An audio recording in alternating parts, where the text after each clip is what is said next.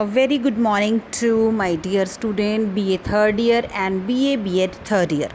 ਬੱਚੇ today we are going to start the chapter ਤੁਹਾਡੇ king ਵਾਲਾ ਚੈਪਟਰ ਜਿਹੜਾ ਸੀਗਾ ਨਾ ਬੇਟਾ ਉਸੀ ਤੋਂ ਅਗਲਾ ਪਾਰਟ ਹੈ ਪ੍ਰਾਈਮ ਮਿਨਿਸਟਰ ਤੇ ਉਸਦਾ ਕੈਬਨਿਟ। ਠੀਕ ਹੈ, ਉਸ ਨੂੰ ਬੇਟਾ ਸ਼ੁਰੂ ਕਰਨ ਤੋਂ ਪਹਿਲਾਂ ਤੁਹਾਨੂੰ ਮੈਂ ਇੱਕ ਚਾਰਟ ਦੇ ਰਾਹੀਂ ਜਿਹੜਾ ਸਾਰਾ ਸਟਰਕਚਰ ਹੈ ਉਹ ਸਮਝਾਉਣਾ ਚਾਹੁੰਦੀ ਹਾਂ। ਠੀਕ ਹੈ, ਲੈਟਸ ਵੀ ਸਟਾਰਟ। ਦੇਖੋ ਬੇਟਾ ਮੈਂ ਤੁਹਾਨੂੰ BA ਸੈਕੰਡ ਈਅਰ 'ਚ ਕਰਵਾਇਆ ਸੀ ਨਾ ਔਰਗਨਸ ਆਫ ਦੀ ਗਵਰਨਮੈਂਟ, ਜਿਹਨੂੰ ਆਪਾਂ ਕਹਿੰਦੇ ਆ ਪੰਜਾਬੀ 'ਚ ਸਰਕਾਰ ਦੇ 3 ਅੰਗ, ਸੈਂਟਰ ਦਾ ਔਰ ਅਲੱਗ ਸਟੇਟ ਦਾ, ਹੈ ਨਾ। ਅੱਜ ਆਪਾਂ ਸੈਂਟਰ ਦਾ ਹੀ ਕਰਾਂਗੇ ਬੇਟਾ। 3 ਅੰਗ ਹੁੰਦੇ ਨੇ ਸਰਕਾਰ ਦੇ, ਕਿਹੜੇ ਕਿਹੜੇ? ਲੈਜਿਸਲੇਟਿਵ, ਐਗਜ਼ੀਕਿਊਟਿਵ ਐਂਡ ਜੁਡੀਸ਼ਰੀ, ਜਿਸ ਨੂੰ ਤੁਸੀਂ ਪੰਜਾਬੀ 'ਚ ਕਹਿੰਦੇ ਹੋ ਵਿਧਾਨ ਪਾਲਿਕਾ, ਕਾਰਜਪਾਲਿਕਾ ਅਤੇ ਨਿਆਂਪਾਲਿਕਾ। ਠੀਕ ਹੈ, ਜੁਡੀਸ਼ਰੀ ਦਾ ਕੰਮ ਜਿਹੜਾ ਹੈਗਾ ਜਾਂ ਲੈਜਿਸਲੇਟਿਵ ਦਾ ਕੰਮ ਕੀ ਹੁੰਦਾ ਹੈ? ਟੂ ਮੇਕ ਦ ਲਾਅ, ਕਾਨੂੰਨ ਨੂੰ ਬਣਾਉਣਾ। ਠੀਕ ਹੈ, ਐਗਜ਼ੀਕਿਊਟਿਵ ਦਾ ਕੰਮ ਕੀ ਹੁੰਦਾ ਹੈ? ਇੰਪਲੀਮੈਂਟ ਦੀ ਲਾਅ, ਕਾਨੂੰਨਾਂ ਨੂੰ ਲਾਗੂ ਕਰਨਾ।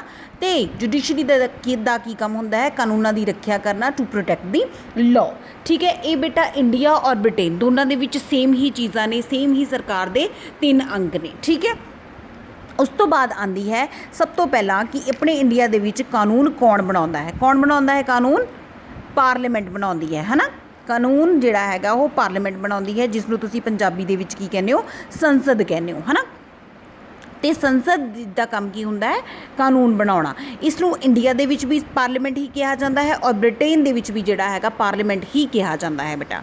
ਠੀਕ ਹੈ, ਆਪਣੇ ਇੱਥੇ ਇੰਡੀਆ ਦੇ ਵਿੱਚ ਪਾਰਲੀਮੈਂਟ ਦੇ 2 ਸਦਨ ਹੈ, ਕਿਹੜੇ ਕਿਹੜੇ? ਲੋਕ ਸਭਾ ਐਂਡ ਰਾਜ ਸਭਾ।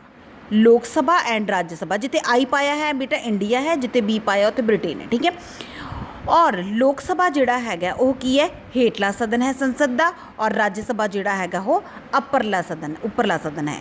ਇਸੇ ਤਰ੍ਹਾਂ ਹੀ ਬ੍ਰਿਟੇਨ ਦੇ ਵਿੱਚ ਕੀ ਹੈ?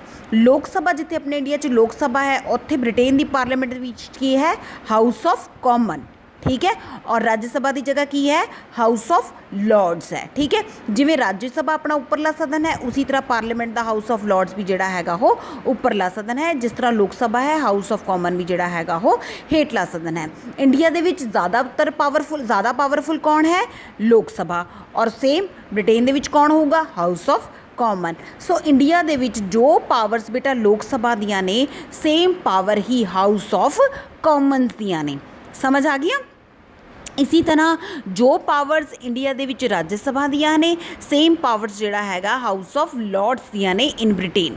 ਠੀਕ ਹੈ ਜੀ, ਮਨੀ ਬਿੱਲ ਆਲਵੇਜ਼ ਰਿਪਰੈਜ਼ੈਂਟਡ ਇਨ ਦਾ ਲੋਕ ਸਭਾ ਇਨ ਇੰਡੀਆ, ਹੈ ਨਾ। ਇੰਡੀਆ ਦੇ ਵਿੱਚ ਮਨੀ ਬਿੱਲ ਕਿੱਥੇ ਰਿਪਰੈਜ਼ੈਂਟ ਹੁੰਦਾ? ਲੋਕ ਸਭਾ ਦੇ ਵਿੱਚ। ਸੇਮ ਬ੍ਰਿਟੇਨ ਦੇ ਵਿੱਚ ਮਨੀ ਬਿੱਲ ਕਿੱਥੇ ਰਿਪਰੈਜ਼ੈਂਟ ਹੋਏਗਾ? ਹਾਊਸ ਆਫ ਕਾਮਨ ਦੇ ਵਿੱਚ ਰਿਪਰੈਜ਼ੈਂਟ ਹੋਏਗਾ। ਸਮਝ ਆ ਗਈ? ਦੈਨ ਉਸ ਤੋਂ ਬਾਅਦ ਆ ਗਿਆ ਬੇਟਾ ਆਪਣਾ ਐਗਜ਼ੀਕਿਊਟਿਵ। ਦੇਅਰ ਆਰ ਐਗਜ਼ੀਕਿਊਟਿਵ ਦਾ ਆਪਣੀ 2 ਤਰ੍ਹਾਂ ਦੀ ਹੁੰਦੀ ਹੈ ਇੰਡੀਆ ਦੇ ਵਿੱਚ, ਕਿਹੜੀ ਨੋਮੀਨਲ ਐਂਡ ਰੀਅਲ, ਜਿਸ ਨੂੰ ਤੁਸੀਂ ਕਹਿੰਦੇ ਹੋ ਨਾਮ ਮਾਤਰ ਅਤੇ ਅਸਲੀ ਕਾਰਜਪਾਲਿਕਾ। ਹੁਣ ਆਪਣੇ ਇੱਥੇ ਨਾਮ ਮਾਤਰ ਕਾਰਜਪਾਲਿਕਾ ਕੌਣ ਹੈ ਇੰਡੀਆ ਦੇ ਵਿੱਚ? ਪ੍ਰੈਜ਼ੀਡੈਂਟ, ਜਿਹਨੂੰ ਤੁਸੀਂ ਪੰਜਾਬੀ ਦੇ ਵਿੱਚ ਕਹਿ ਦਿੰਦੇ ਹੋ ਰਾਸ਼ਟਰਪਤੀ। ਠੀਕ ਹੈ, ਔਰ ਬ੍ਰਿਟੇਨ ਦੇ ਵਿੱਚ ਕੀ ਹੈ? ਕਿੰਗ। ਯਾਨੀ ਕਿ ਜੋ ਪਾਵਰ ਇੰਡੀਆ ਦੇ ਵਿੱਚ ਪ੍ਰੈਜ਼ੀਡੈਂਟ ਦੀਆਂ ਨੇ, ਸੇਮ ਪਾਵਰ ਬ੍ਰਿਟੇਨ ਦੇ ਵਿੱਚ ਇੱਕ ਬਾਦਸ਼ਾਹ ਦੀਆਂ ਨੇ, ਕਿੰਗ ਦੀਆਂ ਹੁੰਦੀਆਂ ਨੇ। ਸਮਝ ਆ ਗਈ? ਠੀਕ ਹੈ ਬੇਟਾ, ਯਾਨੀ ਕਿ ਅਗਰ ਆਪਣੇ ਨਾਮ ਮਾਤਰ ਮੁਖੀ ਪ੍ਰੈਜ਼ੀਡੈਂਟ ਹੈ ਤਾਂ ਬ੍ਰਿਟੇਨ ਦੇ ਵਿੱਚ ਨਾਮ ਮਾਤਰ ਮੁਖੀ ਕੌਣ ਹੈ? ਕਿੰਗ ਹੈ, ਬਾਦਸ਼ਾਹ ਹੈ। ਯਾਨੀ ਕਿ ਬਾਦਸ਼ਾਹ ਦੇ ਨਾਮ ਤੋਂ ਸ਼ਕਤੀਆਂ ਦਾ ਪ੍ਰਯੋਗ ਹੁੰਦਾ ਹੈ। ਇਨ ਰਿਐਲਿਟੀ ਉਹਨੂੰ ਕੌਣ ਯੂਜ਼ ਕਰਦਾ ਹੈ? ਪ੍ਰਾਈਮ ਮਿਨਿਸਟਰ ਅਤੇ ਉਸਦਾ ਕੈਬਨਿਟ। ਆ ਦੇਖੋ ਬੇਟਾ, ਅਸਲੀ ਕਾਰਜਪਾਲਿਕਾ ਕੌਣ ਹੈ ਇੰਡੀਆ ਦੇ ਵਿੱਚ? ਪ੍ਰਾਈਮ ਮਿਨਿਸਟਰ ਅਤੇ ਉਸਦਾ ਕੈਬਨਿਟ। ਸੇਮ ਬ੍ਰਿਟੇਨ ਦੇ ਵਿੱਚ ਕੀ ਹੈ? ਪ੍ਰਾਈਮ ਮਿਨਿਸਟਰ ਅਤੇ ਉਸਦਾ ਕੈਬਨਿਟ। ਠੀਕ ਹੈ, ਇੰਡੀਆ ਦੇ ਵਿੱਚ ਆਪਣੇ ਬ੍ਰਿਟੇਨ ਦੀਆਂ ਜਿਹੜੇ ਕੈਬਨਿਟ ਸਿਸਟਮ ਹੈ, ਜਿਹੜਾ ਕਾਊਂਸਲਸ ਆਫ ਮਿਨਿਸਟਰ ਹੈ, ਜਿਸ ਨੂੰ ਤੁਸੀਂ ਮੰਤਰੀ ਮੰਡਲ ਕਹਿੰਦੇ ਹੋ। ਠੀਕ ਹੈ,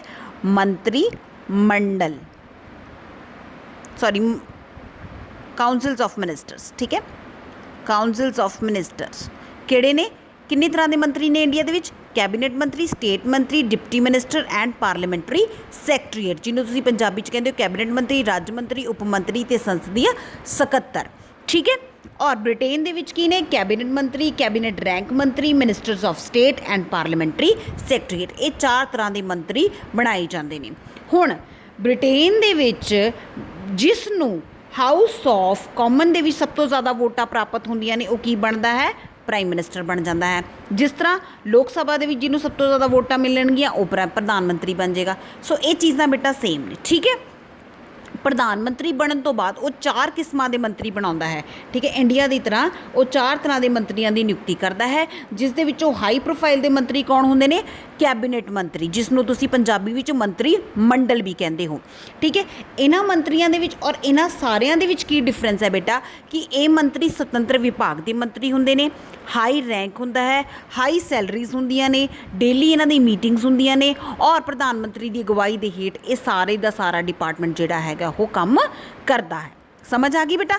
ਸੇਮ ਨੇ, ਸਾਰੀਆਂ ਚੀਜ਼ਾਂ ਸੇਮ ਨੇ, ਸਿਰਫ ਨਾਮ ਬਦਲੇ ਨੇ ਬੱਚੇ ਇਹਨਾਂ ਦੇ, ਬਾਕੀ ਪਾਵਰਸ ਜਿਹੜੀਆਂ ਹੈਗੀਆਂ ਉਹ ਸੇਮ ਐਜ਼ ਇੰਡੀਆ ਹੀ ਹੈ, ਠੀਕ ਹੈ। ਅਗਰ ਫਿਰ ਵੀ ਕਿਸੇ ਬੱਚੇ ਨੂੰ ਕੋਈ ਦਿੱਕਤ ਆਉਂਦੀ ਹੈ then you can ask me, ਠੀਕ ਹੈ। ਉਸ ਤੋਂ ਬਾਅਦ ਜੁਡੀਸ਼ਰੀ ਦਾ ਕੰਮ ਕੀ ਹੁੰਦਾ ਹੈ? ਕਾਨੂੰਨਾਂ ਦੀ ਰੱਖਿਆ ਕਰਨਾ।